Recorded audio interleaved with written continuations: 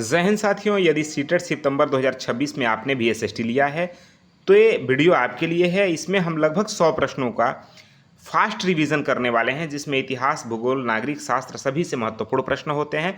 लेकिन आज खास करके आपके भूगोल से प्रश्न है और ये आपके सामाजिक विज्ञान का फास्ट रिवीजन है। यदि आप भी एसएसटी लिए हैं पेपर 2 में तो ये वीडियो आपके लिए बेहद खास है। शुरू से लास्ट तक जरूर देखिएगा।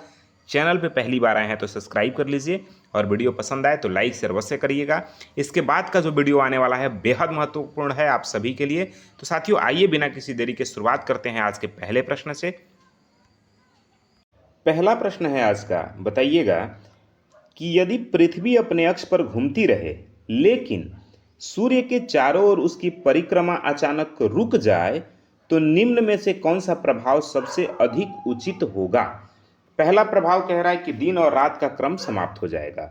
दूसरा कि दिन और रात का क्रम बना रहेगा लेकिन वर्ष एवं ऋतु परिवर्तन की वर्तमान व्यवस्था प्रभावित होगी। तीसरा कह रहा है कि पृथ्वी का गुरुत्वाकर्षण समाप्त हो जाएगा। और चौथा कह रहा है कि चंद्रमा पृथ्वी की परिक्रमा करना बंद कर देगा। बताइए, अब आपको सही उत्तर बताना है मेरे भाई कि क्या होगा अगर सूर्य के चारों ओर पृथ्वी परिक्रमा करना अचानक रोक दे।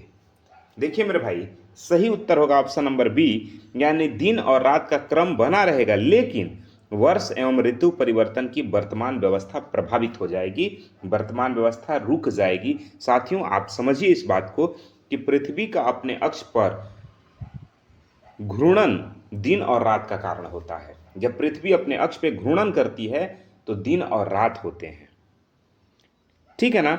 इसलिए घूर्णन जारी रखने पर दिन रात का तो क्रम बना रहेगा, उसमें कोई दिक्कत नहीं होगा। दूसरी ओर पृथ्वी का सूर्य के चारों ओर घूमना परिक्रमण कहलाता है और परिक्रमण तथा अक्षीय झुकाव ऋतु परिवर्तन से संबंधित होता है। इसलिए यदि परिक्रमण रुकता है तो ऋतुओं और वर्ष की वर्तमान व्यवस्था प्रभावित होगी। ये ध्यान रखिए मेरे भाई, इस बात को बहुत ध्यान से समझिए। एग्जाम में पूछा जाता है कि घूर्णन से क्या होता है, तो दिन और रात, परिक्रमण और अक्षीय झुकाव से ऋतु परिवर्तन। साथियों, पृथ्वी का अक्ष लगभग 23.5 डिग्री झुका हुआ है, आप सभी जानते हैं। आगे हम अगले प्रश्न की तरफ बढ़ते हैं। प्रश्न दूसरा है साथियों कि एक विद्यार्थी कहता है, क्या कह रहा है कि सूर्य रोज पूर्व से पश्चिम की ओर जाता दिखाई देता है, इसलिए सूर्य पृथ्वी के चारों ओर घूमता है। शिक्षक को इस भ्रांति को दूर करने के लिए क्या करना चाहिए।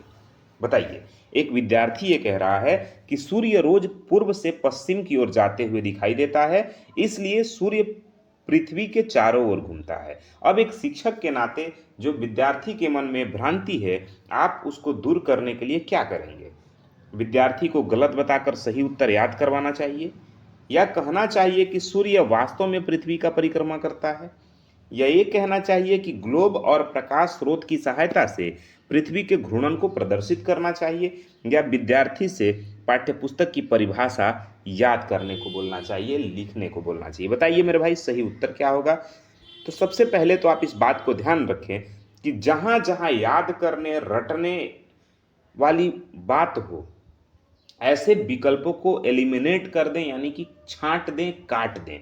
तो मेरे भाई, आप देखेंगे इस विकल्प में याद करने वाली बात है, ये निगेटिव थॉट है, इसलिए ऐसे विकल्पों को हम पहले ही काट देंगे।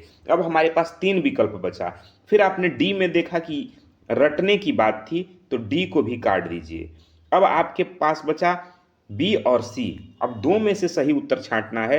बी कह रहा है कि कहना चाहिए कि सूर्य वास्तव में पृथ्वी की परिक्रमा करता है, और दूसरा कह रहा है कि ग्लोब और प्रकाश स्रोत की सहायता से पृथ्वी के घूर्णन को प्रदर्शित करना चाहिए। तो साथियों, आप जानते हैं कि जो करके सीखना है ना, लर्निंग बाय डूइंग जो है, वो सबसे बेस्ट मेथड होता है। यानी करके जब छात्र सीखता है तो सबसे प्रभावी शिक्षण होता है। तो इस तरह आपका विकल्प सी सही हो जाएगा, ठीक है ना। ध्यान रखिए, सही उत्तर विकल्प सी होगा। देखिए, केवल यह कह देना कि तुम गलत हो, यह अवधारणा को स्पष्ट नहीं करेगा। ध्यान रखिए, विद्यार्थी को कभी भी नहीं कहना है कि तुम गलत हो। विद्यार्थी, क्योंकि अभी चाइल्ड सेंटर्ड है, छात्र केंद्रित शिक्षा है, विद्यार्थी ही सब कुछ है आपके लिए। कभी भी ये नहीं कहना है कि तुम गलत हो, नहीं नहीं, बिल्कुल ऐसा नहीं कहना है।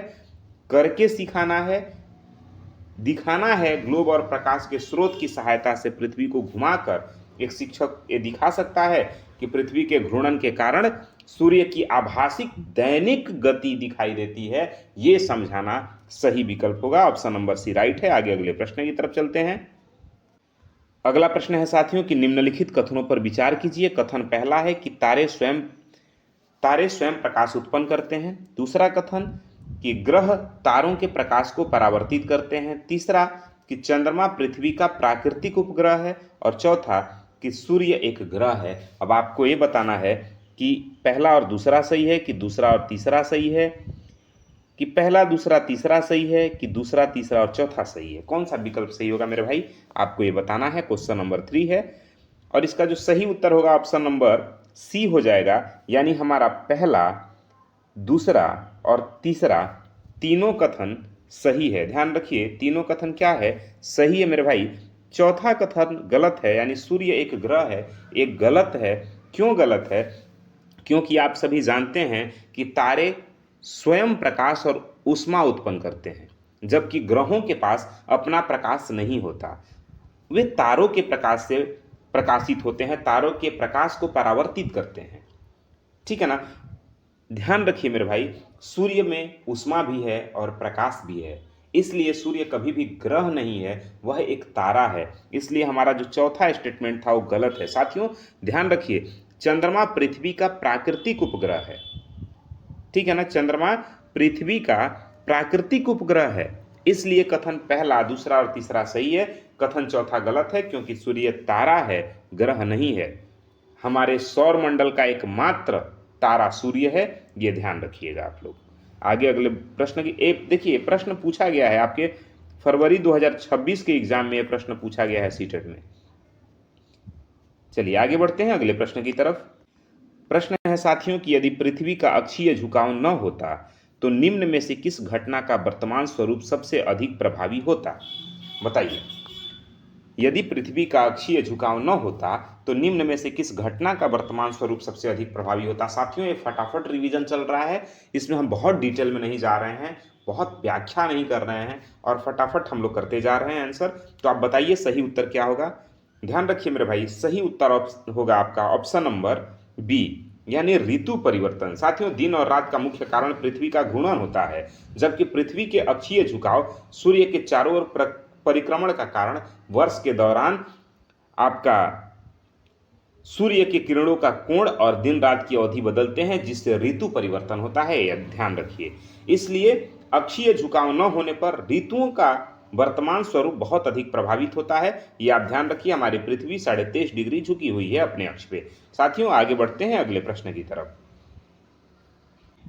प्रश्न है, बताइएगा कि एक शिक्षक विद्यार्थियों से कहता है, एक शिक्षक विद्यार्थी से कह रहे हैं कि सूर्य से किसी ग्रह की दूरी बढ़ने पर सामान्यतः उसकी परिक्रमण अवधि बढ़ती जाती है। निम्न में से कौन सा उदाहरण इस अवधारणा को सबसे अधिक तरह स्पष्ट करता है? पहला कि बुध को सूर्य की एक परिक्रमा पूरी करने में पृथ्वी से कम समय लगता है। दूसरा कि पृथ्वी का प्राकृतिक उपग्रह चंद्रमा है। तीसरा कि पृथ्वी को नीला ग्रह कहा जाता है। और चौथा कि मंगल लाल दिखाई देता है। अब आपको ये बताना है कि सूर्य से किसी ग्रह की दूरी बढ़ने पर सामान्यतः उसकी परिक्रमण अवधि भी बढ़ जाती है। यह निम्न में से कौन सा उदाहरण इस अवधारणा को स्पष्ट करेगा? एक शिक्षक से एक विद्यार्थी पूछ रहा है, एक शिक्षक विद्यार्थी से पूछ रहे हैं। अब आपको सही उत्तर बताना है कि सही उत्तर इसका क्या होगा।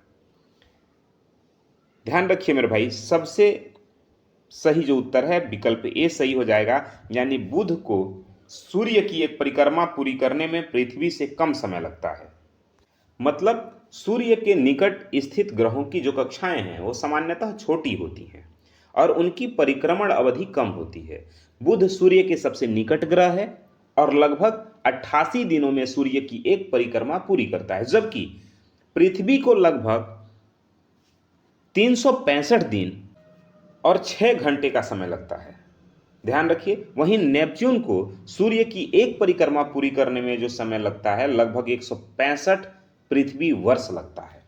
साथियों इसके कहने का मतलब ये है कि जो सूर्य के सबसे निकट है उसका परिक्रमण अवधि कम होगा, और जैसे जैसे दूरी बढ़ती जाएगी परिक्रमण अवधि भी क्या होगा, बढ़ते जाएगा। ये विद्यार्थी समझा सकता है, ये कह सकता है कि बुध को सूर्य के एक परिक्रमा पूरी करने में पृथ्वी से कम समय लगता है।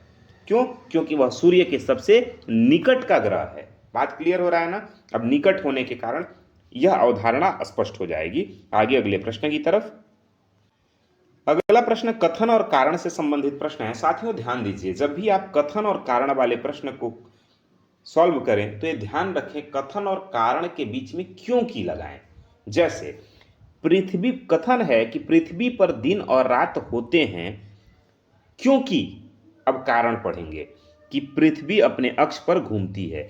अब यदि क्योंकि लगाने के बाद कारण अस्पष्ट होता है तब तो सही व्याख्या करता है, कारण स्पष्ट नहीं होता है तो व्याख्या नहीं करता है। मतलब ये हुआ कि पृथ्वी पर दिन और रात होते हैं क्योंकि पृथ्वी अपने अक्ष पर घूमती है। अब क्यों की बात, यदि कारण ये बात स्पष्ट कर दे रहा है कि पृथ्वी पर दिन रात होने का क्या कारण है, तब तो सही व्याख्या कर रहा है। यदि कारण स्पष्ट नहीं करता है तो सही व्याख्या नहीं कर रहा है। बात क्लियर है? तो अब समझिए मेरे भाई इस बात को आप, कि ये बात बिल्कुल ठीक है कि पृथ्वी पर दिन और रात होते हैं। बात सही है ना कि पृथ्वी पर दिन रात होते हैं, तो हमारा कथन तो सही हो गया कि ये बात सही है कि पृथ्वी पर दिन रात होते हैं। अब क्या जो दिन रात होता है उसका कारण ये है कि पृथ्वी का अपने अक्ष पर घूमना? बताइए, क्या ये कारण सही है?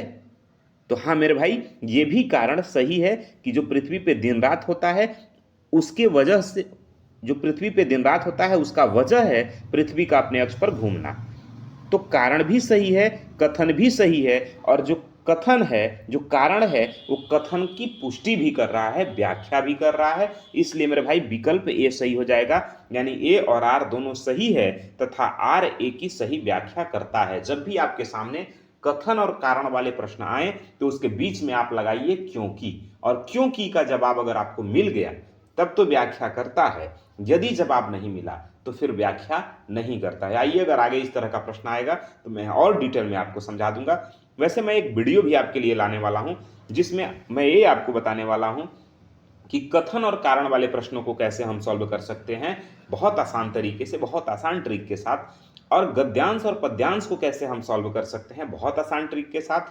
और जब आप भाषा 2 में यदि संस्कृत या अंग्रेजी लिए हैं तो ऐसे भाषा जो आपको पढ़ के समझ में नहीं आ रहा है उसको हम कैसे सॉल्व कर सकते हैं एक आसान ट्रिक के साथ। इन पे एक हम बहुत जल्द एक वीडियो ला रहे हैं। बाकी अगर आपको देखना हो तो चैनल को सब्सक्राइब करके रख लीजिएगा कि जैसे वीडियो बनेगा आप तक नोटिफिकेशन पहुंच जाएगा। अगला प्रश्न देखते हैं, अगले प्रश्न की तरफ ध्यान दीजिए। अगला जो प्रश्न है कि एक बच्चा कहता है कि चंद्रमा रात में चमकता है इसलिए वह भी सूर्य की तरह स्वयं प्रकाश देता होगा। शिक्षक की सबसे प्रभावी प्रतिक्रिया क्या होगी?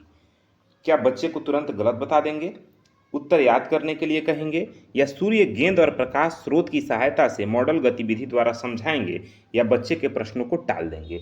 मेरे भाई, मैंने अभी आपको बताया एलिमिनेट मेथड के द्वारा आप कैसे सही उत्तर तक पहुंच सकते हैं। तो जो भी निगेटिव वर्ड हैं उन विकल्पों को पहले काट दीजिए, यानी तुरंत गलत कहना, बच्चे को कभी भी गलत नहीं कहना है, ये विकल्प हमारा गलत हो गया। याद करने वाली बात कहीं नहीं करना है, ऐसे निगेटिव वर्ड होते हैं, ये भी गलत हो गया। बच्चे को के प्रश्न को टाल देना, टालना कभी भी नहीं है किसी बच्चे के प्रश्न को, विकल्प सी हमारा सही है। ध्यान रखिए। आगे बढ़ते हैं हम अगले प्रश्न की तरफ। प्रश्न है कि निम्न में से कौन सा प्रश्न विद्यार्थियों की केवल स्मरण शक्ति के बजाय अवधारणात्मक समझ का बेहतर आकलन करेगा? बताइए, इनमें से ऐसा कौन सा प्रश्न है जो विद्यार्थियों के स्मरण शक्ति के बजाय अवधारणात्मक समझ को बेहतर करेगा? 8 ग्रहों के नाम लिखिए, क्या ये प्रश्न, या सूर्य से तीसरे ग्रह का नाम बताइए, या पृथ्वी को नीला ग्रह क्यों कहा जाता है और इसका अंतरिक्ष से दिखाई देने वाले रूप से क्या संबंध है, और बुध की स्पेलिंग लिखिए। बताइए कौन सा विकल्प इसमें सही होगा, कौन सा प्रश्न सही होगा अवधारणात्मक समझ के लिए? तो मेरे भाई विकल्प सी सही हो जाएगा, यानी जब पृथ्वी को नीला ग्रह क्यों कहा जाता है और इसका अंतरिक्ष से दिखाई देने वाले रूप से क्या संबंध है, जब इस तरह के प्रश्न किए जाएंगे तो बच्चे की अवधारणात्मक समझ बेहतर होगा। ध्यान रखिए। देखिए, विद्यार्थियों से केवल तथ्य याद करने की अपेक्षा नहीं करना है, बल्कि उसे कारण और घटना के बीच संबंध समझाना होगा। जब भी आप पढ़ाएं क्लास में तो विद्यार्थियों को घटना और कारण के बीच का संबंध बताना होगा, उसको समझाना होगा। इसलिए यह अवधारणात्मक समझ और तार्किक सोच का बेहतर आकलन करता है। ध्यान रखिए मेरे भाई, पृथ्वी की सतह का लगभग 71% भाग जल से ढका हुआ है, इसलिए अंतरिक्ष से पृथ्वी हमें नीली दिखाई देती है। इसलिए हम पृथ्वी को नीला ग्रह भी कहते हैं। ध्यान रखिएगा, ठीक है ना, क्या कहते हैं? नीला ग्रह। आगे अगले प्रश्न की तरफ। प्रश्न है साथियों कि निम्नलिखित में से किस विकल्प में ग्रह और उसकी विशेषता का सही मिलान किया गया है? बुध सूर्य के सबसे निकट का ग्रह है, क्या यह सही है? शुक्र पृथ्वी का उपग्रह है, क्या यह सही है? पृथ्वी सौरमंडल का सबसे गर्म ग्रह है, क्या यह सही है? मंगल सूर्य के सबसे निकट ग्रह है, क्या यह सही है? बताइए कौन सा सही मिलान है, आपको यह बताना होगा। साथियों, इसका सही उत्तर है ऑप्शन नंबर ए, यानी बुध सूर्य के सबसे निकट का ग्रह है। ये विकल्प सही है, बाकी के सभी विकल्प हमारे क्या हैं? गलत है। साथियों, आप सभी जानते होंगे शुक्र पृथ्वी का उपग्रह नहीं है, बल्कि सूर्य से दूसरा ग्रह है। सूर्य से पहले बुध, फिर शुक्र, ठीक है ना।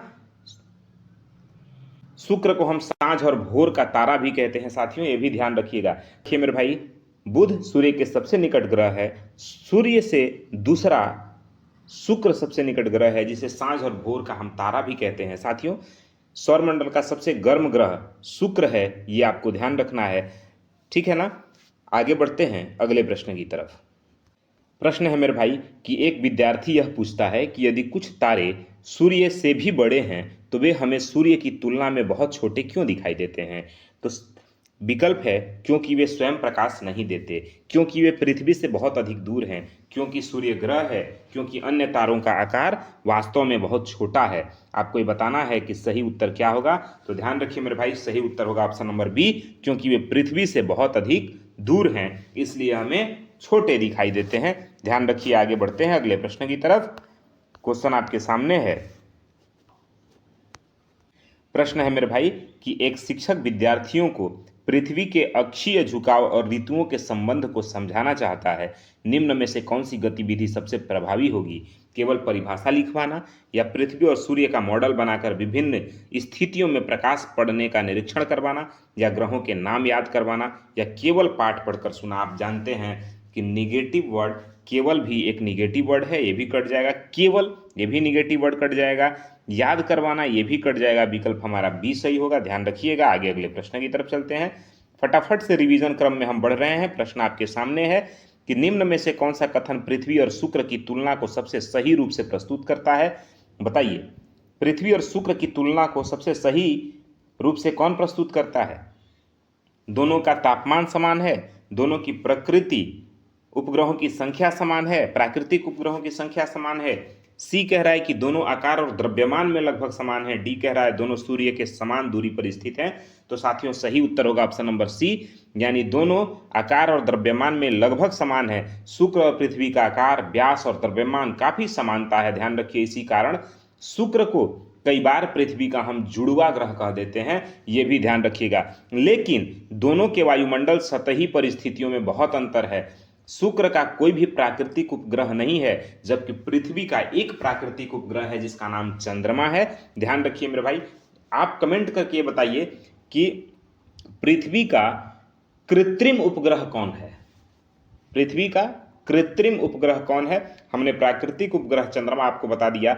आप कमेंट करके बताइए कि कृत्रिम उपग्रह कौन है। कम से कम एक से दो नाम आप जरूर बताइए। आगे बढ़ते हैं अगले प्रश्न की तरफ। अगला प्रश्न आपके सामने है।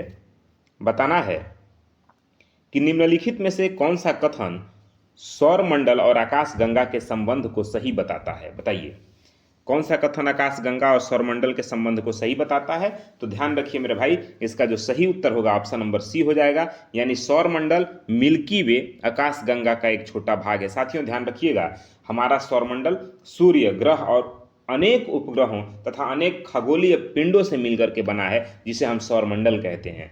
साथियों, यह मिल्की वे यानी आकाश गंगा का ही एक छोटा सा भाग है। एक आकाश गंगा में असंख्य तारे हैं, ठीक है ना। एक आकाश गंगा में असंख्य तारे और उनके ग्रह तंत्र अनेक हैं। ठीक है, ध्यान रखिए मेरे भाई, मिल्की वे को हिंदी में आकाशगंगा कहा जाता है और हमारा सौरमंडल इसी आकाशगंगा में स्थित है, ये ध्यान रखिएगा। आगे हम अगले प्रश्न की तरफ चलते हैं। क्वेश्चन आपके सामने है, बताइएगा कि यदि सूर्य और पृथ्वी के बीच चंद्रमा आ जाए और उनकी छाया पृथ्वी के किसी भी भाग पर पड़े तो कौन सी घटना होगी? बताइए। आपको ये बताना है कि यदि सूर्य और पृथ्वी के बीच चंद्रमा आ जाए और उनकी छाया पृथ्वी के किसी भी भाग पर पड़े तो कौन सी स्थिति उत्पन्न हो जाएगी। तो साथियों, उस स्थिति को हम सूर्य ग्रहण कहते हैं। विकल्प बी आपका सही हो जाएगा। ध्यान रखिए मेरे भाई, सूर्य चंद्रमा पृथ्वी की लगभग एक सीध में स्थिति में चंद्रमा सूर्य के प्रकाश को पृथ्वी तक पहुंचने से कुछ समय के लिए रोक सकता है। चंद्रमा की छाया पृथ्वी पर पड़ने की स्थिति को हम सूर्य ग्रहण कहते हैं। साथियों ध्यान रखिएगा, सूर्य, चंद्रमा और पृथ्वी, सूर्य चंद्रमा पृथ्वी यानी सूर्य और पृथ्वी के बीच यदि चंद्रमा आ जाए तो इस स्थिति को हम सूर्य ग्रहण कहते हैं। जब सूर्य का प्रकाश चंद्रमा रोक देता है पृथ्वी तक पहुंचने में, तो ऐसे स्थिति को हम सूर्य ग्रहण कहते हैं। साथियों, उसी तरह से सूर्य, पृथ्वी और चंद्रमा यानी कि सूर्य और चंद्रमा के बीच में यदि पृथ्वी आ जाए तो इस स्थिति को हम चंद्र ग्रहण कहते हैं। जब सूर्य और फिर पृथ्वी और चंद्रमा, सूर्य और पृथ्वी के बीच, सूर्य और चंद्रमा के बीच यदि पृथ्वी आ जाए तो ऐसी स्थिति को हम चंद्र ग्रहण कहते हैं। ये बात आपको ध्यान रखना है। आगे अगले प्रश्न की तरफ चलते हैं। अगला प्रश्न आपके सामने है, बताइएगा कि निम्नलिखित में से किस स्थिति में चंद्र ग्रहण होता है। लीजिए, सवाल भी आ गया कि कौन से स्थिति में चंद्र ग्रहण होता है, आपको बताना है।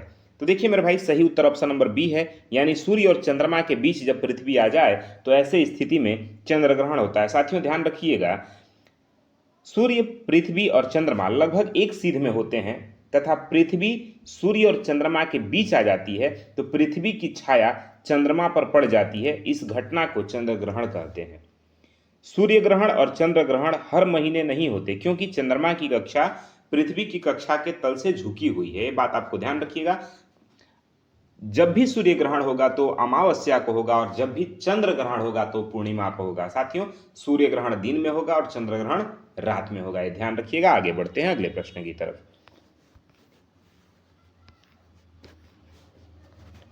अगला प्रश्न है, आपको बताना है कि निम्नलिखित में से कौन सा समूह सौरमंडल में सूर्य से दूरी के बढ़ते क्रम को सही दर्शाता है। बताइए।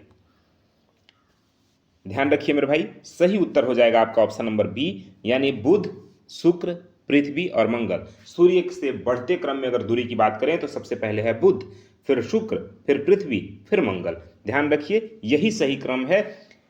सूर्य से दूरी के क्रम में शुरुआती 4 ग्रह जो बुध हैं, शुक्र हैं, पृथ्वी हैं और मंगल हैं, और इसके बाद के जो हैं बृहस्पति है, शनि है, यूरेनस है और नेपच्यून है। मैं फिर से आपको बता दूं साथियों, हम ग्रह उनको कहते हैं जिनमें अपना उष्मा और प्रकाश नहीं होता है, जो दूसरे के प्रकाश से प्रकाशित होते हैं, उन्हें हम ग्रह कहते हैं। और सूर्य से बढ़ते क्रम में अगर ग्रहों की दूरी की बात करें तो सबसे पहले बुध है, फिर शुक्र है, फिर पृथ्वी है, फिर मंगल है, फिर बृहस्पति है, फिर शनि है, फिर यूरेनस है, फिर नेपच्यून है। साथियों, ये ध्यान रखिएगा। आगे बढ़ते हैं अगले प्रश्न की तरफ।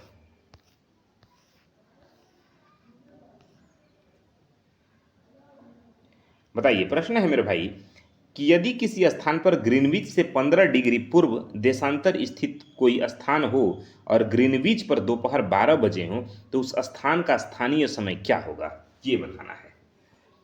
बताइए, यदि किसी स्थान पर ग्रीनविच से 15 डिग्री पूर्व देशांतर स्थित कोई स्थान हो और ग्रीनविच पर दोपहर 12 बज रहे हों तो उस स्थान का स्थानीय समय क्या होगा। तो साथियों ध्यान रखिए, इसका सही उत्तर ऑप्शन नंबर सी हो जाएगा, यानी दोपहर के 1 बज रहे होंगे।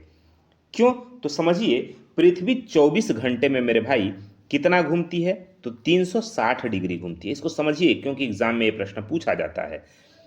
1 डिग्री देशांतर का समय अगर बात करें तो 1 डिग्री देशांतर घूमने में 4 मिनट का समय लगता है, ठीक है ना।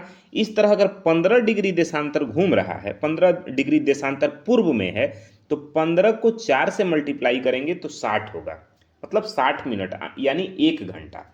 अब आप जानते हैं कि पूर्व की ओर जाने पर समय आगे होता है, ठीक है ना। पूर्व की ओर जाने पे समय क्या होता है, आगे होता है। और सवाल यह है कि ग्रीनविच पर दोपहर के 12 बज रहे हैं, और ग्रीनविच पर अगर दोपहर के 12 बज रहे हैं साथियों, और हम पूर्व की तरफ जा रहे हैं 15 डिग्री, तो 15 में 4 से मल्टीप्लाई कर दीजिए तो 60 हो जाएगा। 60 का मतलब हुआ 1 घंटा, और पूर्व की ओर जाने पे समय बढ़ता है, पश्चिम की ओर जाने पे समय घटता है। तो 12 + 1 कर देंगे तो कितना हो जाएगा, 13, यानी 1 बच जाएगा। बात समझ में आ रहा है। चलिए आगे बढ़ते हैं। 1 डिग्री देशांतर 4 मिनट, 15 डिग्री देशांतर तो 4, अगर 1 डिग्री में 4 मिनट हो रहा है तो 15 डिग्री में 60 मिनट होगा, यानी 1 घंटा होगा। ये तथ्य आप ध्यान रखिएगा, एग्जाम में इससे संबंधित प्रश्न पूछा जाता है। आगे बढ़ते हैं अगले प्रश्न की तरफ। क्वेश्चन है मेरे भाई कि भारत का मानक समय निर्धारित करने के लिए किस देशांतर को आधार माना गया है, बताइए। तो साथियों ध्यान रखिए, सही उत्तर होगा ऑप्शन नंबर सी, यानी 82.5 डिग्री पूर्वी देशांतर को आधार माना गया है। ध्यान रखिए, भारतीय मानक समय यानी इंडियन स्टैंडर्ड टाइम जो है वह 82.5 डिग्री पूर्वी देशांतर निर्धारित किया गया है। भारतीय मानक समय ग्रीनविच समय से 5.5 घंटे क्या है, आगे है। ठीक है ना, कितने, 5.5 घंटे आगे है, यानी ग्रीनविच में अगर 12 बज रहे होंगे तो हमारे यहाँ कितने बजेंगे, 5:30 बजे शाम हो रहे होंगे। ठीक है ना। चलिए आगे बढ़ते हैं अगले प्रश्न की तरफ। प्रश्न आपके सामने है मेरे भाई। सवाल यह है कि एक विद्यार्थी कहता है कि शुक्र सूर्य के सबसे निकट है, इसलिए वही सौरमंडल का सबसे गर्म ग्रह है। शिक्षक की उसकी सोच में कौन सी समस्या पहचाननी चाहिए, बताइए। एक विद्यार्थी ये कहता है कि शुक्र को गर्म ग्रह इसलिए कहा जाता है क्योंकि वह सूर्य के निकट है, इसीलिए वो गर्म है। अब चूंकि शिक्षक हैं आप, तो एक शिक्षक को इसकी सोच में कौन सी समस्या पहचाननी चाहिए। विद्यार्थी ग्रहों के नाम नहीं जानता, क्या ये समस्या है? या विद्यार्थी ने दूरी और तापमान के बीच अत्यधिक सरल संबंध मान लिया, क्या ये समस्या है? या फिर विद्यार्थी पृथ्वी को तारा मानता है, क्या ये समस्या है? या विद्यार्थी चंद्रमा को ग्रह मानता है, क्या ये समस्या है? बताइए कि कौन सी सही समस्या होगी। तो मेरे भाई ध्यान रखिए, सही उत्तर ऑप्शन नंबर बी हो जाएगा, यानी शुक्र सूर्य के सबसे निकट। मतलब विद्यार्थी ये कह रहा है कि शुक्र सूर्य के सबसे निकट है इसीलिए गर्म है, तो विद्यार्थी ने दूरी और तापमान के बीच अत्यधिक सरल संबंध मान लिया है। साथियों ध्यान रखिएगा, शुक्र सूर्य के सबसे निकट ग्रह नहीं है। सबसे निकट ग्रह कौन है? बुध है। बुध सूर्य के सबसे निकट है, फिर भी शुक्र सौरमंडल का सबसे गर्म ग्रह है। तो इसका प्रमुख कारण शुक्र का घना वायुमंडल और प्रबल ग्रीन हाउस प्रभाव है। अगर शुक्र गर्म ग्रह है तो इसका मुख्य कारण क्या है? ग्रीन हाउस प्रभाव। इसलिए केवल सूर्य से दूरी के आधार पर ग्रह का तापमान बढ़ना, यह कारण यह कहना उचित नहीं है। ठीक है ना। इसलिए बुध सबसे निकट है लेकिन शुक्र सबसे गर्म ग्रह है, इसलिए हमारा सही विकल्प ऑप्शन नंबर बी हो गया। आगे बढ़ते हैं अगले प्रश्न की तरफ। प्रश्न है मेरे भाई कि निम्नलिखित में से कौन सा कथन क्षुद्र ग्रहों के बारे में सही है, बताइए। कौन सा कथन क्षुद्र ग्रहों के बारे में सही है? तो ध्यान रखिए मेरे भाई, सही उत्तर ऑप्शन नंबर बी होगा, यानी अधिकांश क्षुद्र ग्रह मंगल और बृहस्पति की कक्षाओं के बीच पाए जाते हैं। ये विकल्प आपका सही है। ध्यान रखिए, मंगल और बृहस्पति की कक्षाओं के बीच क्षुद्र ग्रह की पेटी का प्रमुख क्षेत्र पाया जाता है। यहां अनेक छोटे चट्टानीय खगोलीय पिंड सूर्य की परिक्रमा करते हैं। साथियों, क्षुद्र ग्रहों को केवल छोटे ग्रह समझना सही नहीं है, क्योंकि ये मुख्यतः चट्टानी, धात्विक और छोटे खगोलीय पिंड हैं जो सूर्य की परिक्रमा करते हैं। ध्यान रखिएगा, सवाल पूछा जाता है क्षुद्र ग्रह किन किन ग्रहों के कक्षाओं क्षुद्र ग्रह किन किन ग्रहों के कक्षाओं के बीच पाए जाते हैं, तो मंगल और बृहस्पति के कक्षाओं के बीच पाए जाते हैं क्षुद्र ग्रह। ठीक है ना। यह चट्टानों से बने हैं या धात्विक खनिजों से बने हैं, ध्यान रखिएगा, जो सूर्य की परिक्रमा करते हैं। सही विकल्प ऑप्शन नंबर बी हो गया। आगे अगले प्रश्न की तरफ हम बढ़ते हैं। अगला प्रश्न है मेरे भाई कि निम्नलिखित में से कौन सा कथन पृथ्वी के आकार को सबसे वैज्ञानिक रूप से स्पष्ट करता है, बताइए। पढ़िए और सही उत्तर बताइए। तो ध्यान रखिए मेरे भाई, सही उत्तर होगा ऑप्शन नंबर सी, यानी पृथ्वी ध्रुवों पर थोड़ी चपटी और भूमध्य रेखा पर उभरी हुई है। ये विकल्प बिल्कुल ठीक है, यानी पृथ्वी पूर्णतः गोलाकार नहीं है। इसके घूर्णन के कारण यह ध्रुव पर थोड़ी चपटी तथा भूमध्य रेखा पर कुछ उभरी हुई है। पृथ्वी के वास्तविक आकार को सामान्यतः हम जियोड कहते हैं, भूआभ कहते हैं, ठीक है ना। पृथ्वी को सामान्य अध्ययन में हम भूआभ यानी जियोड के रूप में वर्णित करते हैं, ये ध्यान रखिएगा। आगे अगर हम बढ़ें अगले प्रश्न की तरफ, तो अगला प्रश्न है, चलिए अगला प्रश्न है, बताइएगा कि एक विद्यार्थी पूछता है कि यदि पृथ्वी गोल है तो हम इसके नीचे क्यों नहीं गिरते। इस प्रश्न का वैज्ञानिक उत्तर किस अवधारणा पर आधारित होगा, बताइए बताइए किस अवधारणा पर आधारित होगा। तो सही उत्तर है मेरे भाई ऑप्शन नंबर बी, यानी गुरुत्वाकर्षण बल के अवधारणा पर आधारित होगा। पृथ्वी का गुरुत्वाकर्षण बल वस्तुओं को पृथ्वी के केंद्र की ओर आकर्षित करता है, इसलिए पृथ्वी की सतह पर रहने वाले लोग अलग अलग स्थानों पर होने के बावजूद पृथ्वी से जुड़े रहते हैं, ये ध्यान रखिएगा। अच्छा, गुरुत्वाकर्षण केवल मनुष्यों को ही नहीं बल्कि वायुमंडल और महासागरों को भी पृथ्वी के साथ बनाए रखने में महत्वपूर्ण भूमिका निभाता है, ये ध्यान रखिए। आगे हम बढ़ते हैं अगले प्रश्न की तरफ। चलिए बताइएगा, अगला प्रश्न है कि निम्न में से कौन सा युग्म सही है। ध्रुव तारा दक्षिण दिशा, भूमध्य रेखा 90 डिग्री अक्षांश, प्रधान याम्योत्तर 0 डिग्री देशांतर और कर्क रेखा 23.5 डिग्री दक्षिण। आपको बताना है कि इनमें से कौन सा युग्म सही है, कोई एक है सही, वो आपको बताना है। साथियों, इसका सही युग्म है विकल्प सी, यानी प्रधान याम्योत्तर 0 डिग्री देशांतर। ध्यान से समझिए मेरे भाई कि प्रधान याम्योत्तर 0 डिग्री देशांतर को दर्शाती है और यह ग्रीनविच से होकर गुजरती है और पूर्वी तथा पश्चिम देशांतरों के निर्धारण का यही आधार है। साथियों, भूमध्य रेखा जो 0 डिग्री अक्षांश पे है, वहीं प्रधान याम्योत्तर अभी हमने चर्चा किया कि 0 डिग्री देशांतर पर है, कर्क रेखा 23.5 डिग्री उत्तर अक्षांश और मकर रेखा 23.5 डिग्री दक्षिण अक्षांश। तो ये आपको ध्यान रखना है। आगे हम बढ़ते हैं अगले प्रश्न की तरफ।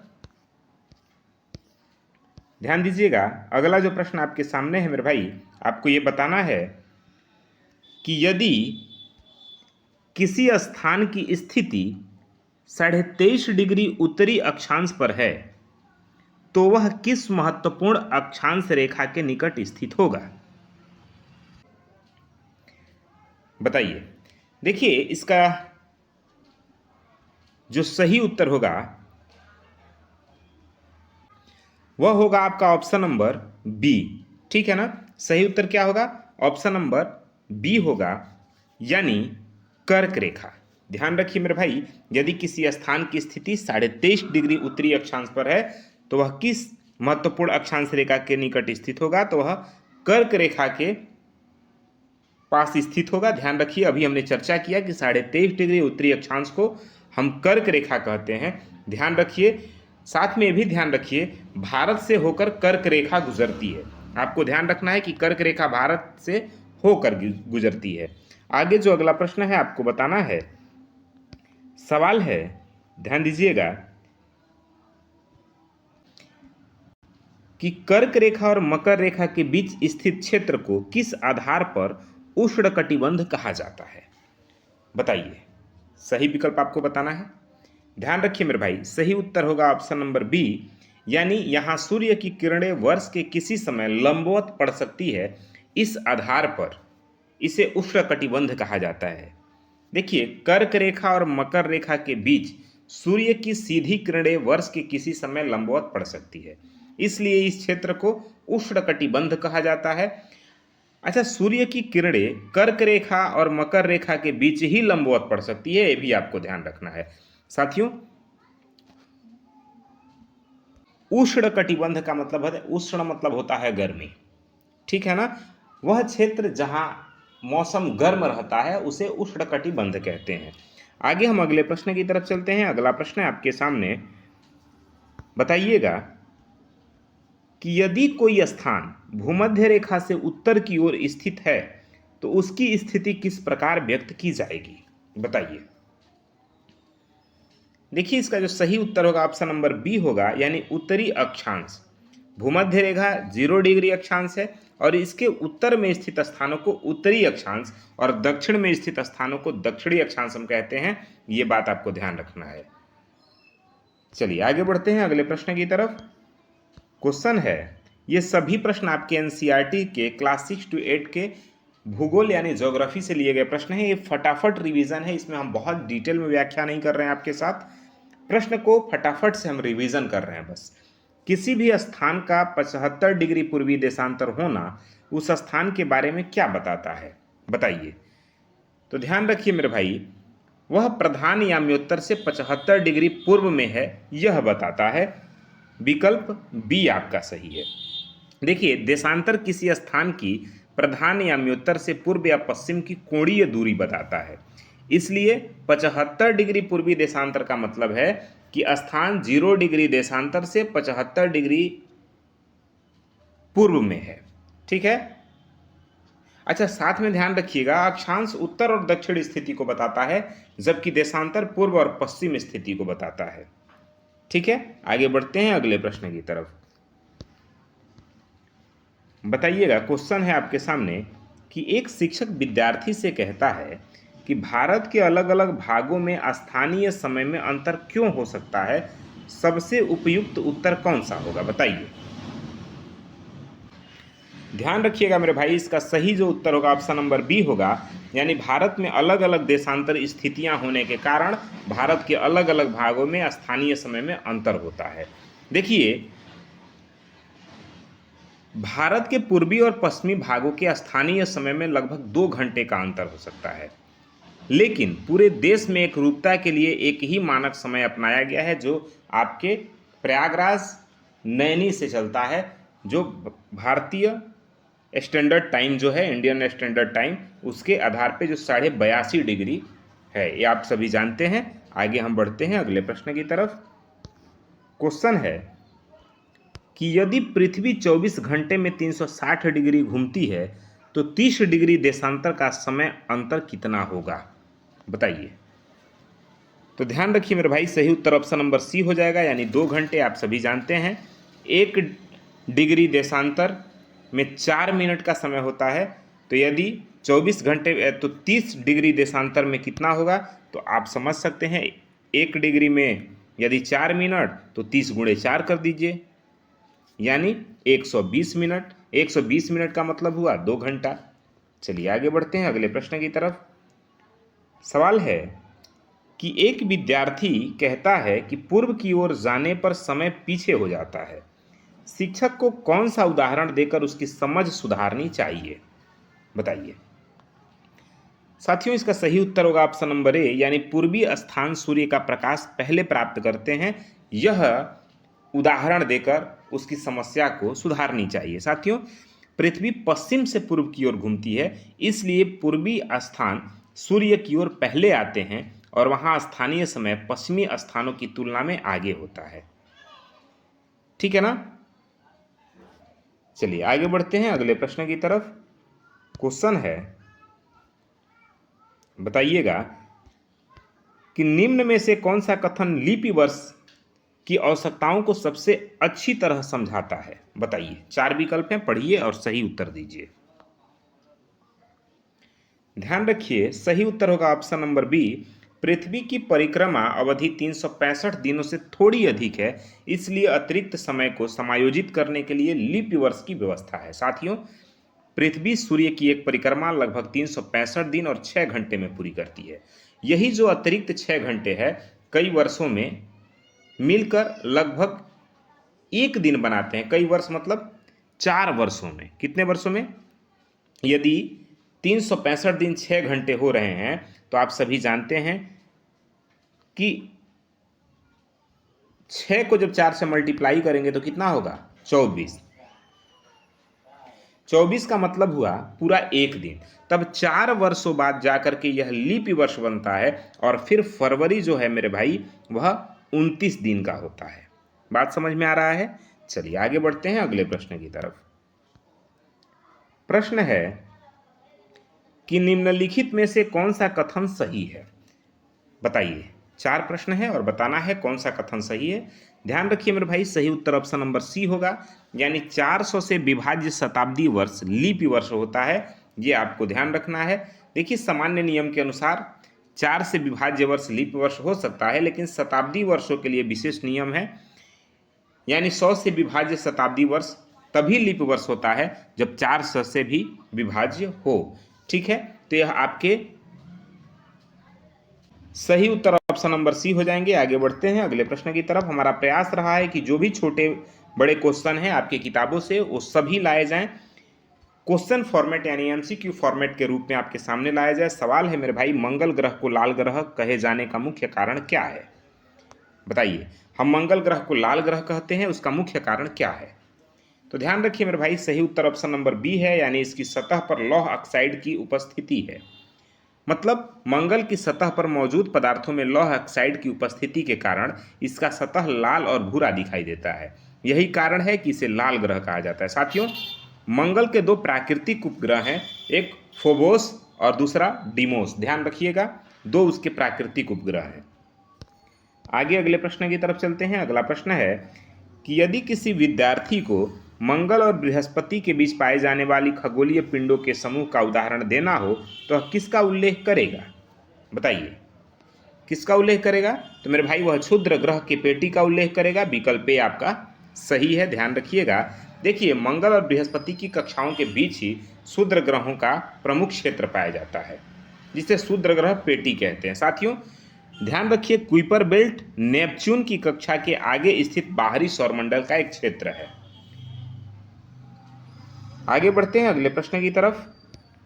क्वेश्चन नंबर है 35 और सवाल ये है कि निम्न में से कौन सा कथन बृहस्पति की विशेषता को सही रूप से बताता है? तो सही उत्तर होगा मेरे भाई ऑप्शन नंबर सी, यानी यह सौरमंडल का सबसे बड़ा ग्रह है। कौन? बृहस्पति। सवाल पूछा जाए सौरमंडल का सबसे बड़ा ग्रह कौन है, तो वह है बृहस्पति। ध्यान रखेंगे। आगे अगले प्रश्न की तरफ। अगला प्रश्न है कि शनि की पहचान से संबंधित निम्न में से कौन सा कथन सबसे उपयुक्त होगा? तो साथियों अगर शनि की पहचान की बात करें तो विकल्प बी आपका सही हो जाएगा, यानी इसके प्रमुख वलयों के कारण इसका पहचान सुनिश्चित होना। यानी शनि अपने विशाल और स्पष्ट वलय तंत्र के लिए प्रसिद्ध है। यह वलय मुख्यतः बर्फीले और चट्टानी कणों से बने हैं। साथियों साथ में ध्यान रखिएगा, टाइटन जो है वो शनि का सबसे बड़ा उपग्रह है, ये आपको ध्यान रखना है। आगे अगले प्रश्न की तरफ। क्वेश्चन नंबर है 37 और आपको बताना है कि निम्नलिखित में से किस ग्रह का कोई प्राकृतिक उपग्रह नहीं है? तो साथियों जो सही उत्तर होगा ऑप्शन नंबर सी हो जाएगा, यानी बुध। बुध और शुक्र ये दोनों ग्रह ऐसे हैं कि जिनका कोई प्राकृतिक उपग्रह नहीं है। पृथ्वी का एकमात्र प्राकृतिक उपग्रह है चंद्रमा, जबकि मंगल के दो और बृहस्पति के अनेक ज्ञात उपग्रह हैं। ये आपको ध्यान रखना है। सौरमंडल के दो ग्रह बुध और शुक्र ऐसे हैं जिनका कोई भी प्राकृतिक उपग्रह नहीं है। आगे हम अगले प्रश्न की तरफ बढ़ते हैं। क्वेश्चन नंबर है 38 और आपको बताना है मेरे भाई कि निम्न में से किस ग्रह की खोज 1781 में विलियम हर्शेल ने की थी? बताइए, 1781 में विलियम हर्शेल ने किस ग्रह की खोज की? तो मेरे भाई ध्यान रखिएगा, वह ग्रह था यूरेनस। विकल्प बी आपका सही हो जाता है। देखिए 1781 में विलियम हर्शेल ने यूरेनस की खोज की और यह नग्न आंखों से आसानी से दिखाई देने वाले प्राचीन ग्रहों के अतिरिक्त दूरबीन से खोजा गया यह पहला ग्रह है। साथियों यूरेनस को जिसे अरुण कहते हैं आप सभी जानते हैं, नेपच्यून जिसे वरुण कहते हैं।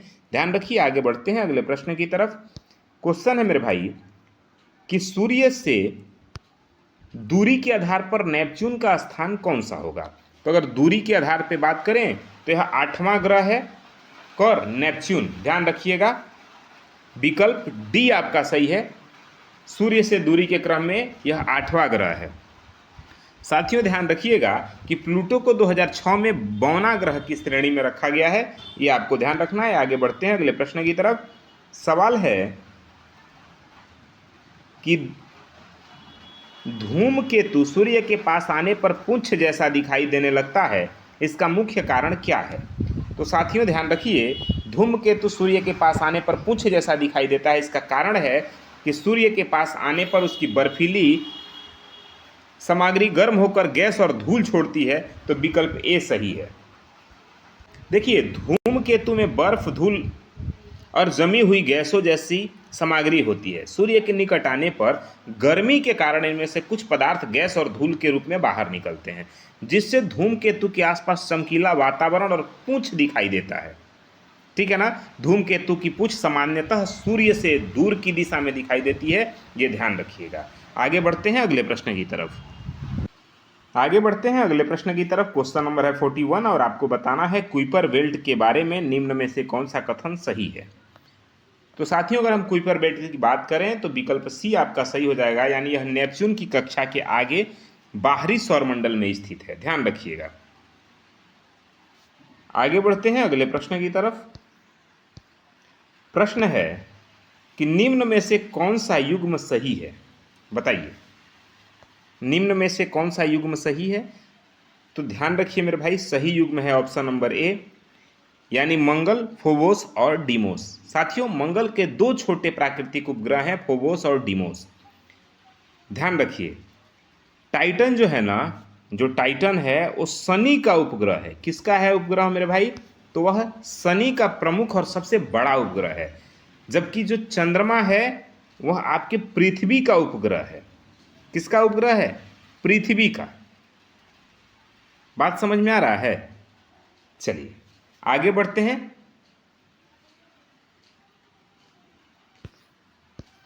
अगला प्रश्न है आपके सामने, ध्यान दीजिएगा। कह रहा है प्रश्न कि यदि शिक्षक विद्यार्थियों को नक्षत्र मंडल की अवधारणा समझाना चाहते हैं तो कौन सी गतिविधि सबसे अधिक उपयुक्त होगी, बताइए।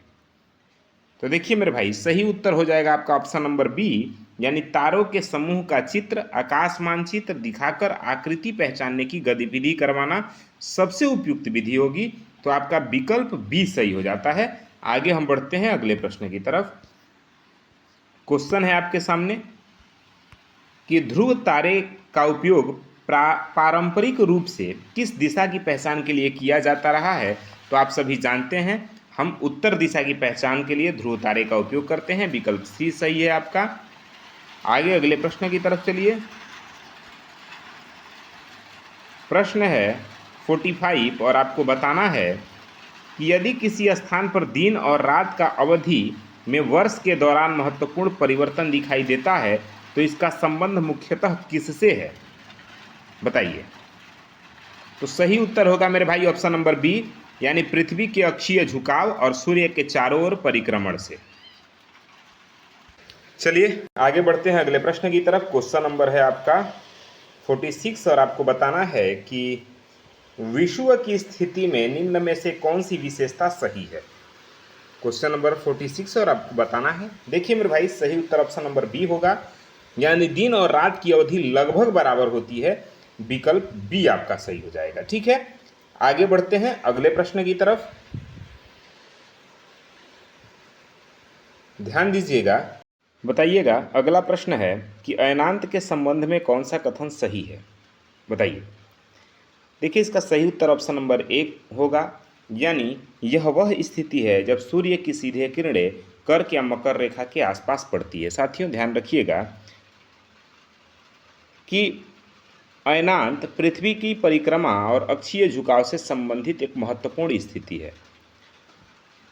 लगभग जून में सूर्य की सीधे किरणें कर्क रेखा और दिसंबर में मकर रेखा के आसपास पड़ती है, ये आपको ध्यान रखना है। आगे हम अगले प्रश्न की तरफ चलते हैं।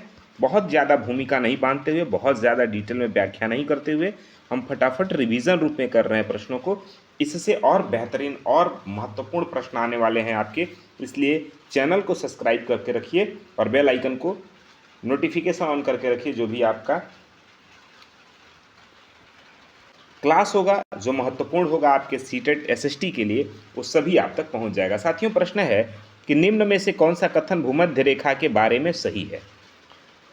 इसका सही उत्तर होगा ऑप्शन नंबर सी, यानी यह पृथ्वी को उत्तरी और दक्षिणी गोलार्धों में बांटता है। कौन? भूमध्य रेखा। ध्यान रखिएगा, जिसे इक्वेटर कहते हैं। चलिए आगे बढ़ते हैं। अगला प्रश्न है, बताइए कि यदि किसी मानचित्र पर किसी स्थान की स्थिति 0 डिग्री अक्षांश और 0 डिग्री देशांतर दी गई हो तो वह किस स्थानीय संदर्भ को दर्शाता है। क्वेश्चन नंबर 49 है और इसका सही उत्तर होगा ऑप्शन नंबर बी, यानी भूमध्य रेखा और प्रधान याम्योत्तर रेखा को दर्शाएगा। 0 डिग्री अक्षांश और 0 डिग्री देशांतर। आगे अगले प्रश्न की तरफ चलते हैं। क्वेश्चन नंबर है 50 और सवाल है मेरे भाई, बताइएगा कि एक विद्यार्थी कहता है कि देशांतर रेखाएं सभी एक दूसरे के समानांतर होती हैं, शिक्षक को क्या सुधार करना चाहिए? तो शिक्षक को मेरे भाई देशांतर रेखाएं और ध्रुवों पर मिलती हैं, इस बात का सुधार करना चाहिए। विकल्प बी सही है आपका। देखिए, देशांतर रेखाएं उत्तर ध्रुव से दक्षिण ध्रुव तक जाती हैं और दोनों ध्रुवों पर मिलती हैं, इसलिए वे एक दूसरे के समानांतर नहीं होती हैं, ये बात समझाना चाहिए। विकल्प बी आपका सही है। आगे बढ़िए अगले प्रश्न की तरफ। साथियों, क्वेश्चन नंबर है 51 और सवाल ये है कि निम्न में से कौन सा विकल्प अक्षांश और देशांतर के बीच सही अंतर बताता है? तो साथियों ध्यान रखिएगा, इसका सही उत्तर ऑप्शन नंबर बी होगा, यानी अक्षांश उत्तर दक्षिण और देशांतर पूर्व पश्चिम स्थिति बताता है। सही उत्तर ऑप्शन नंबर बी है।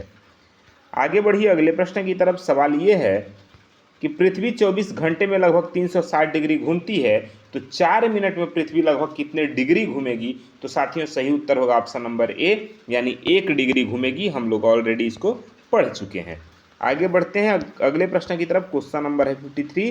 सवाल ये है कि पृथ्वी का पूर्व से पश्चिम विस्तार स्थानीय समय के संदर्भ में महत्वपूर्ण क्यों है? तो क्योंकि भारत में अलग अलग देशांतर स्थित है, इसलिए विकल्प ए आपका सही हो जाता है। आगे बढ़िए अगले प्रश्न की तरफ। क्वेश्चन है, भारत के मानक समय और ग्रीनविच समय के बीच कितने का अंतर होता है? तो साथियों हम लोग पढ़ चुके हैं कि 5.5 घंटे का अंतर होता है। विकल्प सी आपका सही है। ठीक है, आगे बढ़िए अगले प्रश्न की तरफ। अगला प्रश्न है कि निम्न में से कौन सा भारत के भौगोलिक विस्तार से संबंधित सही युग्म है? तो भारत के भौगोलिक विस्तार की बात करें तो विकल्प ए आपका सही हो जाएगा, यानी अक्षांश जो है मेरे भाई 8 डिग्री 4 मिनट उत्तर से लेकर 37 डिग्री 6 मिनट उत्तर तक फैला है। विकल्प ए आपका सही है। आगे बढ़िए अगले प्रश्न की तरफ। अगला प्रश्न है,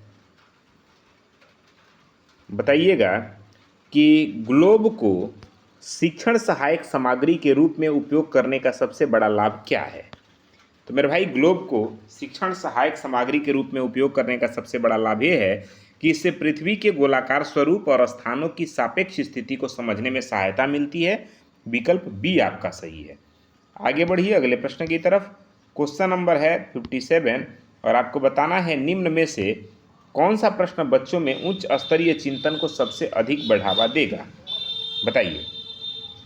इसका सही उत्तर है मेरे भाई ऑप्शन नंबर सी, यदि पृथ्वी का घूर्णन बंद हो जाए तो दिन रात की व्यवस्था पर क्या प्रभाव पड़ेगा? यह सबसे उच्च स्तरीय चिंतन को बढ़ावा देने वाला प्रश्न है।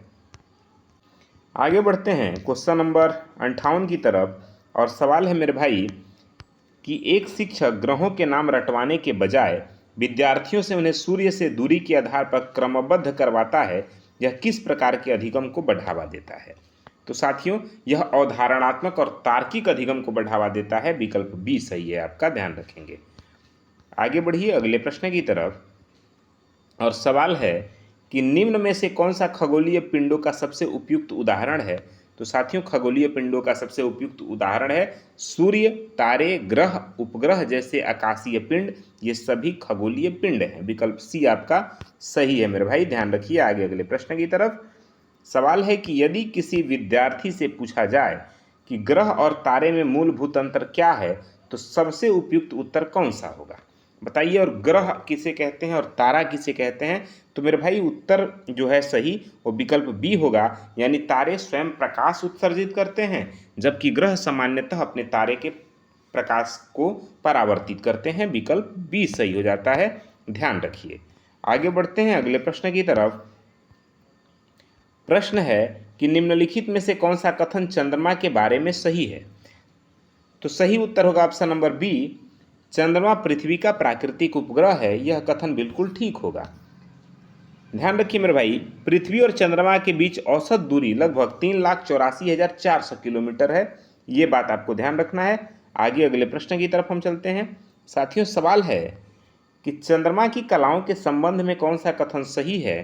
तो ध्यान रखिए क्वेश्चन नंबर 62 का जो सही उत्तर होगा ऑप्शन नंबर बी होगा, यानी चंद्रमा पर दिखाई देने वाले प्रकाशित भाग में परिवर्तन के कारण उसकी अलग अलग कलाएं दिखाई देती हैं। तो विकल्प बी आपका सही है। आगे अगले प्रश्न की तरफ। क्वेश्चन है मेरे भाई कि निम्न में से कौन सा कथन सौरमंडल के बारे में सही है। तो सौरमंडल के बारे में जो सही कथन है विकल्प बी है, यानी सौरमंडल में सूर्य, ग्रह, उपग्रह तथा अन्य छोटे खगोलीय पिंड सभी शामिल हैं, तब मिलकर हमारा सौरमंडल बनता है। विकल्प बी सही है। आगे प्रश्न है कि सौरमंडल में वर्तमान में कितने मान्यता प्राप्त ग्रह हैं, यानी कितने ग्रह हैं हमारे सौरमंडल में। सवाल सीधा ये है। तो साथियों हमारे सौरमंडल में 8 ग्रह हैं। विकल्प बी सही है। क्रम से अगर नाम रखें तो बुध, शुक्र, पृथ्वी, मंगल, बृहस्पति, शनि, यूरेनस और नेपच्यून है। साथियों प्लूटो को 2006 में बौना ग्रह की श्रेणी में रखा गया था, ये ध्यान रखें। आगे बढ़िए अगले प्रश्न की तरफ। सवाल है कि यदि किसी विद्यार्थी को सूर्य से ग्रहों का क्रम बताना हो तो निम्न में से कौन सा क्रम सही होगा। तो साथियों जो सही क्रम होगा बुध, शुक्र, पृथ्वी और मंगल। विकल्प ए आपका सही हो जाएगा, ध्यान रखिए। आगे अगले प्रश्न की तरफ हम चलते हैं। ये सभी फास्ट रिवीजन हो रहा है, बहुत डिटेल में व्याख्या नहीं होगा। सवाल है कि निम्न में से कौन सा ग्रह अपनी सतह पर लौह ऑक्साइड के कारण लाल दिखाई देता है। तो मेरे भाई वह कोई और नहीं, कौन सा ग्रह है, बी, यानी विकल्प बी सही है, मंगल ग्रह है हमारा। ध्यान रखिए लौह ऑक्साइड के कारण यह भूरा और लाल दिखाई देता है, इसलिए इसको हम लाल ग्रह भी कहते हैं। यह सूर्य से चौथा ग्रह है, ये आपको ध्यान रखना है दूरी के क्रम में। आगे अगले प्रश्न की तरफ चलते हैं। अगला प्रश्न है कि निम्न में से कौन सा ग्रह सूर्य से सबसे अधिक दूर पर स्थित है। तो साथियों वह जो है वो आपका नेपच्यून है। विकल्प सी सही हो जाता है। ठीक है, आगे बढ़िए अगले प्रश्न की तरफ। क्वेश्चन है कि यदि किसी विद्यार्थी को ग्रहों की तुलना उनके आकार के आधार पर करनी हो तो सबसे बड़ा ग्रह कौन सा होगा, बताइए। सवाल यह है कि सबसे बड़ा ग्रह कौन है। तो मेरे भाई बृहस्पति सबसे बड़ा ग्रह है सौरमंडल का। इसका आकार पृथ्वी की तुलना में बहुत अधिक बड़ा है। ध्यान रखिए बृहस्पति एक गैसीय ग्रह है, ठीक है ना, यानी गैस से बना है, ये आपको ध्यान रखना है। अगला प्रश्न आपके सामने होगा। सवाल ये है, बताइएगा कि निम्न में से कौन सा कथन शुक्र के बारे में सही है। तो साथियों शुक्र के बारे में कि यह सौरमंडल का सबसे गर्म ग्रह है और इसे सांझ और भोर का तारा कहते हैं। विकल्प बी सही है। ध्यान रखिए शुक्र सौरमंडल का सबसे गर्म ग्रह है। इसका कारण है घना और कार्बन डाइऑक्साइड की प्रधानता, जो वायुमंडल में ग्रीन हाउस प्रभाव पैदा करती है, ये आपको ध्यान रखना है। आगे अगला प्रश्न है क्वेश्चन नंबर 70 और सवाल ये है, बताइए कि यदि कोई विद्यार्थी पूछे कि शुक्र को भोर का तारा क्यों कहा जाता है तो शिक्षक का सबसे उपयुक्त उत्तर क्या होगा। तो देखिए मेरे भाई सही उपयुक्त उत्तर होगा कि शुक्र की चमक और सूर्य के सापेक्ष स्थिति के कारण वह सूर्योदय से पहले या सूर्यास्त के बाद दिखाई दे सकता है। विकल्प बी सही है आपका, ठीक है ना। आगे चलिए अगले प्रश्न की तरफ। सवाल है कि उपसौर और अपसौर के बारे में सही कथन कौन सा है, बताइए। देखिए सही उत्तर होगा ऑप्शन नंबर सी, यानी उपसौर में पृथ्वी सूर्य के निकटतम और अपसौर में सबसे दूर की स्थिति में होती है। यानी उपसौर में पृथ्वी सूर्य के सबसे निकट होती है और अपसौर में सबसे दूर स्थित होती है, ये आपको ध्यान रखना है। आगे बढ़िए अगले प्रश्न की तरफ। देखिए ध्यान से समझिए कि पृथ्वी की कक्षा पूर्णतः वृत्ताकार न होकर के थोड़ी दीर्घ वृत्ताकार है। अच्छा, उसके निकटतम स्थिति को उपसौर और दूर स्थिति को अपसौर कहा जाता है, ठीक है ना। ऋतुओं का मुख्य कारण पृथ्वी का सूर्य से निकट या दूर होना नहीं है, बल्कि अक्षीय झुकाव और परिक्रमण के कारण ऐसा होता है। अगला सवाल है कि यदि पृथ्वी सूर्य के चारों ओर अपनी परिक्रमा न करे तो निम्न में से कौन सी अवधारणा सीधे प्रभावित होगी, बताइए। तो साथियों ध्यान रखिएगा वर्ष की अवधारणा प्रभावित होगी। विकल्प आपका बी सही है, ठीक है ना। आगे बढ़िए अगले प्रश्न की तरफ। क्वेश्चन है कि निम्न में से कौन सा कथन पृथ्वी के घूर्णन और परिक्रमण के बीच सही अंतर करता है। तो साथियों इसका जो सही उत्तर होगा क्वेश्चन नंबर 73 का, वो आपका सही उत्तर ऑप्शन नंबर सी होगा, यानी घूर्णन पृथ्वी के अक्ष पर और परिक्रमण सूर्य के चारों ओर होता है, ये आपको ध्यान रखना है। घूर्णन के कारण दिन रात और परिक्रमण और अक्षीय झुकाव के कारण ऋतु परिवर्तन। अगला सवाल है कि एक शिक्षक विद्यार्थियों को दिन रात समझाने के लिए ग्लोब पर एक और टार्च का प्रकाश डालता है। इस गतिविधि का सबसे प्रमुख उद्देश्य क्या है? तो साथियों, इसका सही उद्देश्य है प्रकाश और अंधकार वाले भागों के आधार पर दिन रात की अवधारणा को समझाना। विकल्प बी सही है। ठीक है ना। चलिए आगे बढ़ते हैं अगले प्रश्न की तरफ। सवाल है कि निम्न में से कौन सा कथन ऋतु परिवर्तन के बारे में विद्यार्थियों की सामान्य भ्रांति को दर्शाता है? तो साथियों, इसका जो सही उत्तर होगा ऑप्शन नंबर सी होगा, यानी गर्मी केवल इसलिए होती है क्योंकि पृथ्वी सूर्य के सबसे निकट होती है। ठीक है ना। देखिए, ऋतु परिवर्तन को केवल सूर्य से दूरी के कारण समझना अपूर्ण अवधारणा है, अधूरा ज्ञान है। पृथ्वी के अक्षीय झुकाव के कारण वर्ष के दौरान विभिन्न गोलार्ध में सूर्य की किरणों का कोण बदलता है। ये ध्यान रखिएगा, जब किसी गोलार्ध में सूर्य की किरणें अधिक सीधी पड़ती है तो दिन लंबे होते हैं और वहां सामान्य गर्मी की स्थिति बन जाती है। आगे अगले प्रश्न की तरफ चलते हैं। क्वेश्चन नंबर है आपके सामने 76 और आपको बताना है कि यदि किसी स्थान पर सूर्य की किरणें अपेक्षाकृत अधिक तिरछी पड़ रही हो तो सामान्यतः उस स्थान को कम ऊष्मा क्यों मिलती है? तो साथियों, क्योंकि किरणें बड़े क्षेत्र में फैल जाती हैं। विकल्प बी आपका सही है। ये सभी पढ़ करके और एनसीईआरटी के किताबों के लाइन बाय लाइन क्वेश्चन बनाए गए हैं। ठीक है, ध्यान रखिए, सभी महत्वपूर्ण प्रश्न आपके लिए हैं। भले आसान लग रहे होंगे, लेकिन एग्जाम जब आएगा तो आपके लिए महत्वपूर्ण बन जाएंगे। साथियों, निम्न में से कौन सा विकल्प सही रूप से अक्षांश रेखा और देशांतर रेखा की तुलना करता है? बताइए। तो इसका सही उत्तर होगा ऑप्शन नंबर बी, यानी अक्षांश रेखाएं भूमध्य रेखा के समानांतर होती हैं जबकि देशांतर रेखाएं ध्रुवों पर मिलती हैं। विकल्प बी सही है। आगे बढ़िए अगले प्रश्न की तरफ। प्रश्न है कि यदि किसी स्थान का समय ग्रीनविच से 3 घंटे आगे है तो वह स्थान लगभग कितने डिग्री पूर्वी देशांतर पर हो सकता है? तो साथियों, इसका जो सही उत्तर है ऑप्शन नंबर सी है, यानी 45 डिग्री पर।